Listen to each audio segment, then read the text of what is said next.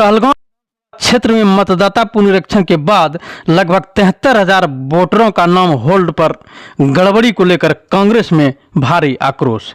EVM में भी होगी गड़बड़ी, कांग्रेस ने खड़ा किया सवाल। भागलपुर कहलगांव विधानसभा क्षेत्र में मतदाता पुनरीक्षण में गड़बड़ी को लेकर कांग्रेस नेता प्रदीप सिंह ने चुनाव आयोग और भाजपा के नीति के खिलाफ काफी विरोध जताया है, जिसको लेकर आज ताडर में कांग्रेस नेता प्रदीप सिंह के नेतृत्व में एक प्रेस कॉन्फ्रेंस आयोजित किया गया, जहां कांग्रेस नेता प्रदीप सिंह ने कहा कि चुनाव आयोग एक संवैधानिक संस्था है, जहां चुनाव आयोग को निष्पक्ष चुनाव करानी चाहिए। भाजपा के साथ मिलकर वोटरों को वोट देने के अधिकारों से दूर नहीं करना चाहिए। कहलगांव विधानसभा क्षेत्र से 73,000 वोटरों के नाम को ब्लैकलिस्टेड कर दिया गया है, जो सही नहीं है। अगर इसको सुधार नहीं किया गया तो जोरदार विरोध होगा, चुनाव आयोग के समक्ष प्रदर्शन होगा। वहीं इसके बावजूद भी सुधार नहीं किया गया, मतदाताओं को मतदान से वंचित किया गया तो वोट का बहिष्कार करेंगे। कांग्रेस नेता प्रदीप सिंह मतदाता के पुनरीक्षण में गड़बड़ी के बाद उन्होंने कहा कि ईवीएम मशीन में भी भारी गड़बड़ी कर बड़ी खेला करने की भाजपा की साजिश होगी। वहीं ईवीएम मशीन में गड़बड़ी का आरोप लगाते हुए कांग्रेस नेता प्रदीप सिंह ने भाजपा की सरकार पर एक बहुत बड़ा सवाल खड़ा कर दिया है। सुनिए एक रिपोर्ट। ये कहलगांव विधानसभा क्षेत्र जो 155 है, इसमें जो बीएलओ मतदाताओं का जो संशोधन के लिए फॉर्म ली जा रही है, इसमें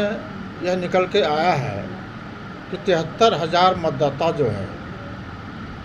इसमें ब्लैक लिस्टेड कर दी गई है। हमारा मानना है कि उसमें इस तरह का मतदाता है जो समाज के शोषित वर्ग हैं, गरीब हैं, समाज के अंतिम पायदान पर वैसे लोग हैं जिनके पास दस्तावेज नहीं हैं, कुछ लोग बाहर कमाने उनका परिवार चले गए हैं। ऐसे सब मतदाताओं को क्षेत्र भ्रमण कर रहे थे तो मुझे पता लगा कि 73,000 गौराडी, कहलगांव और सनहौला में, और सबसे ज़्यादा कहलगांव ये सनहौला में जो यहाँ के हमारे अल्पसंख्यक भाई सब हैं, और उसमें भी जो अति पिछड़ा है, उन लोगों का लड़का, बच्चे जो 18 साल से ऊपर के हैं, जो मतदान कर सकते हैं, मतदाता भाई हैं। चुनाव आयोग कहीं न कहीं किसी पार्टी से ग्रसित होकर वो ऐसा तुगलकी फरमान जारी किए हैं, जब इसी 2024 में लोकसभा का चुनाव हुआ है और उसमें हमारे एमपी, हमारे प्रधानमंत्री भी हैं और भी हमारे मंत्री लोग हैं। जब उसी मतदाता, उसी पर वो लोग जो है चुन करके गए हैं, इलेक्शन कराए हैं 2024 में, तो हमारे लोकसभा सदस्य लोग इस्तीफा करें, प्रधानमंत्री इस्तीफा दे, तब पुनर्निरीक्षण का काम करे, एसआईआर संशोधन का काम करे। मेरा मानना यही है। और निश्चित रूप से ये कहीं न कहीं जो हमारे अभी केंद्र की सरकार है 11 वर्षों से, इससे साफ जाहिर होती है कि चुनाव आयोग निष्पक्ष और संवैधानिक पद पर रहते हुए वह जो है अपने ऊपर बदनामी नहीं लेना चाहिए। वैसे पद वाले को, जब सत्ताधारी के पार्टी अभी भाजपा पार्टी है वहाँ, और भाजपा चाहती है कि अधिक से अधिक वोटर अगर छट जाएगी,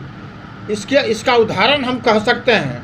कि आप महाराष्ट्र में चुनाव कराए हैं इसके पहले, और वहाँ भी बहुत से मतदाताओं को, जो गरीब तबके के लोग थे, जो शोषित समाज के लोग थे, उन लोगों को वोट से वंचित कर दिया गया। वही यहाँ भी उसी तर्ज पर हम तो यह कहते हैं कि ईवीएम पर भी हमें अब जो है लग रहा है कि कहीं न कहीं जब ऐसा साजिश चल रही है इस तरह का, तो ईवीएम पर भी जो है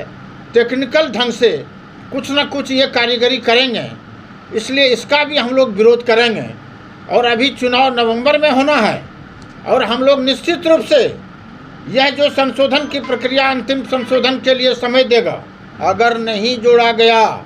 तो हम वोट का बहिष्कार कर देंगे,